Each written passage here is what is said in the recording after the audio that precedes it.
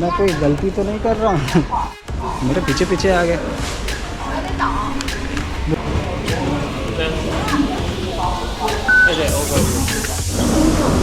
भाई भाई कितना धीरे निकलने के लिए। ये मुझे समझ में नहीं आया, ये सैनिक लोग इस तरह से क्यों खड़े हुए हैं?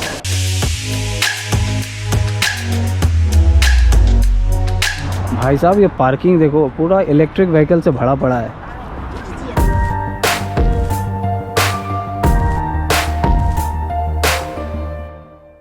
भाई साहब कल क्या हुआ ना, कल तो मुझे मतलब गूगल मैप देख देख के मैं अपने हॉस्टल की तरफ आया, और हॉस्टल में की जो लोकेशन है गूगल मैप में टोटली डिफरेंट लोकेशन में दिखा दिया। अब रात के कितने बजे, 7:30 बज रहे थे। अब मुझे समझ में नहीं आ रहा था कि मैं अपने हॉस्टल की तरफ पहुंचूं तो कैसे पहुंचूं। चलो पहले यहाँ पे उठ जाता हूँ। तो वहाँ पे ना एक मतलब माँ एक बेटी के साथ जा रही थी, यंग थी वो लोग, ऐसे ही मतलब खाना पीना खा के वापस आ रहे थे। तो मैंने उनसे पूछा कि मुझे लोकेशन के बारे में बता दीजिए। आप बिलीव नहीं करोगे उन्होंने मेरी कितनी मदद की। उन्होंने मुझे पहले लोकेशन के बारे में बताया, फिर ओनर को अपने मोबाइल से कॉल किया, क्योंकि मेरे पास ई सिम कार्ड था। ई सिम कार्ड में आपको नंबर नहीं मिलता और आप कॉल भी नहीं कर सकते हो किसी को। हाँ, लेकिन आपको मोबाइल डाटा मिलता है, विद VPN मिलता है। तो अब मुझे समझ में ये नहीं आ रहा था कि मैं कॉल करूँ तो कैसे करूँ।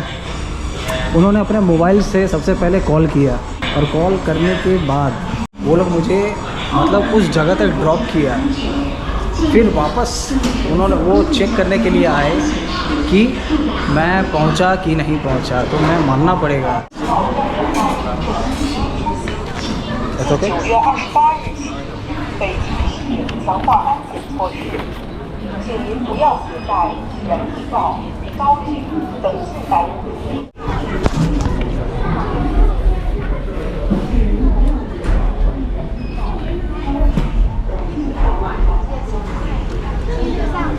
तो मेट्रो स्टेशन में आ गया। सिक्योरिटी चेक हर एक मेट्रो स्टेशन में होती है। यहाँ पे आप इंग्लिश दाब सकते हो, इंग्लिश से आपको सब लाइन के बारे में मिल जाता है। तो मुझे जाना है लाइन 1 में।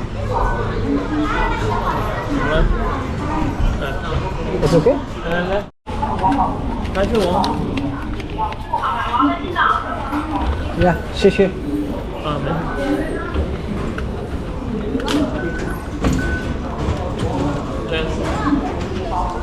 没对，OK。भाई मुझे सबसे पहले लगा कि मैं कोई गलती तो नहीं कर रहा हूँ। क्यों ये लोग पूरा एकदम मेरे पीछे पीछे आ गए।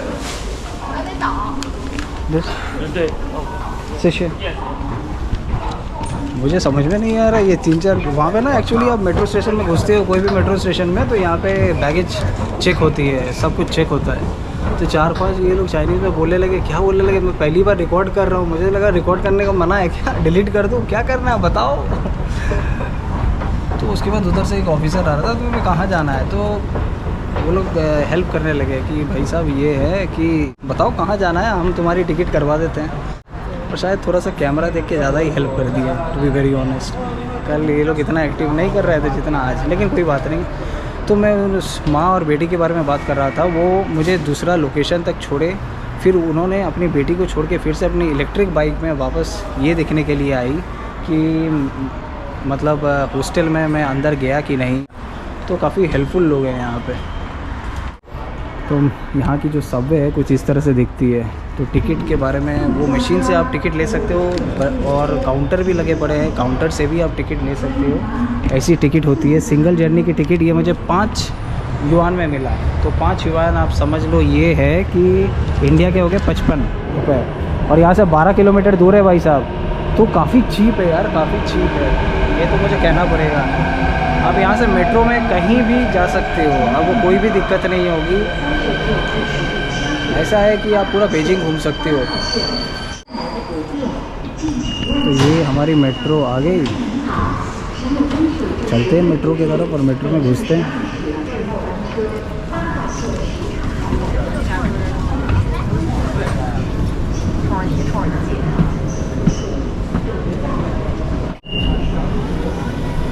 यहाँ पे सब कुछ इंग्लिश में भी दिया रहता है और चाइनीज़ में भी दिया रहता है, तो आप इजीली देख सकते हो। जैसे ये लूशिक्वान स्टेशन जहाँ पे मैं अभी जाने वाला हूँ, नेक्स्ट स्टेशन लूशिक्वान है और ये है लूशिक्वान साउथ।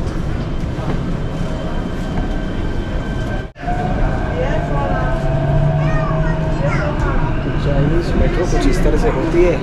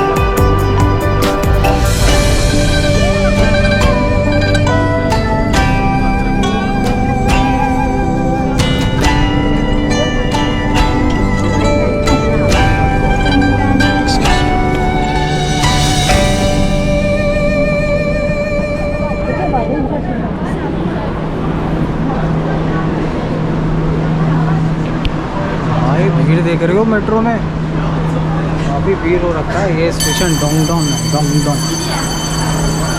डोंगडोंग से मुझे जाना है वाफूची।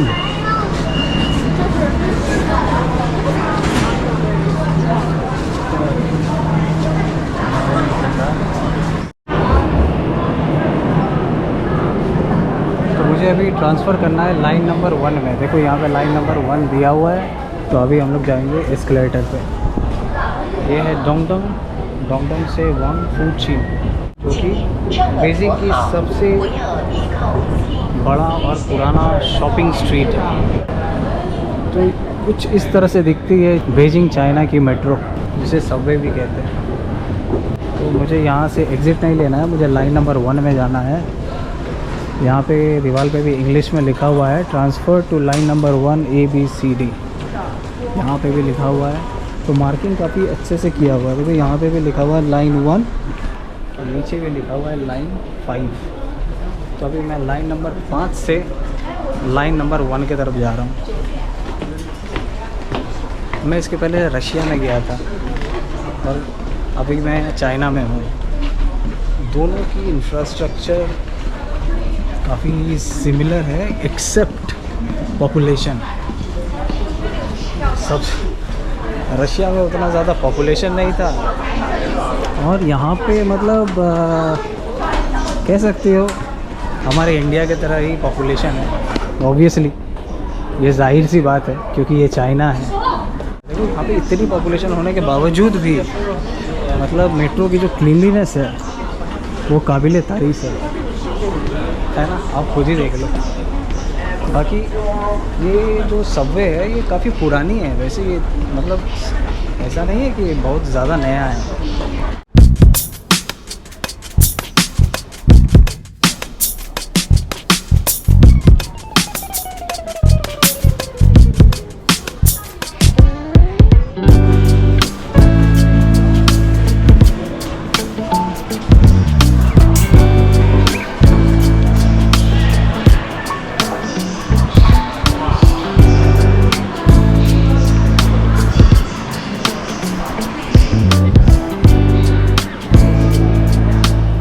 तो यहाँ पे भी मार्किंग की हुई है line number 1 to universal resort और टू गूचिंग। तो अब मुझे मैप में चेक करना पड़ेगा कि इसका लास्ट जो है ये कौन सा है, गूचिंग। तो मुझे राइट हैंड साइड वाले में जाना पड़ेगा। तो इस तरह मैप में देख सकते हो। थोड़ा सा डिफ़िकल्ट होगा पहली बार, लेकिन जब आप बार बार मैप देखोगे ना तो आपको ईजी हो जाएगा, आप समझ में आ जाएगा आपको। तो यहाँ पे जो लाइन है ना, मुझे इस तरफ लेफ़्ट हैंड साइड वाले में जाना है, जो कि यहाँ पे लिखा हुआ है गूचिंग। गूचिंग की तरफ जाएंगे यहाँ पे।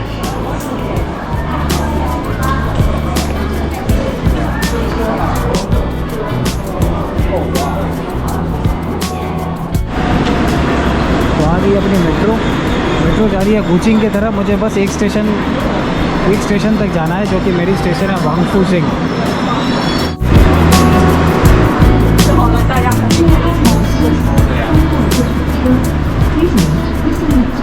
काफ़ी भीड़ होती है भाई साहब यहाँ पे मेट्रो में। तो हम लोग जाने वाले डोंगडन से वांगफुजिंग में।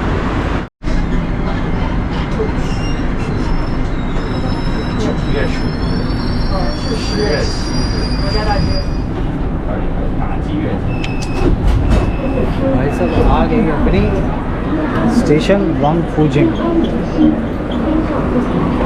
भाई कितना भीड़ है निकलने के लिए।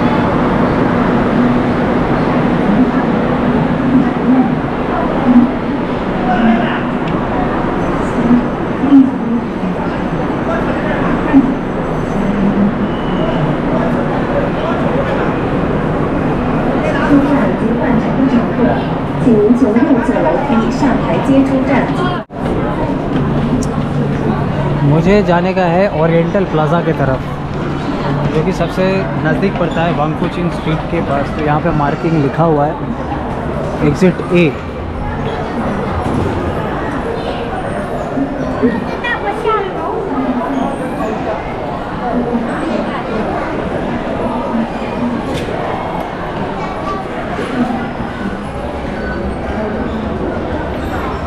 अच्छा, यहाँ पे भी लिखा हुआ है वांगफुजिंग एग्ज़िट है उस तरफ। भाई काफ़ी भीड़ हो रखी है, आप देख सकते हो भीड़ यहाँ पे। और इस तरह की स्टेशन जो कि आप अगर आपको काउंटर से नहीं लेना है तो इस तरह से मशीन लगा हुआ है जहाँ से आप ले सकते हो टिकट। वैसी टिकट मैंने भी ली थी।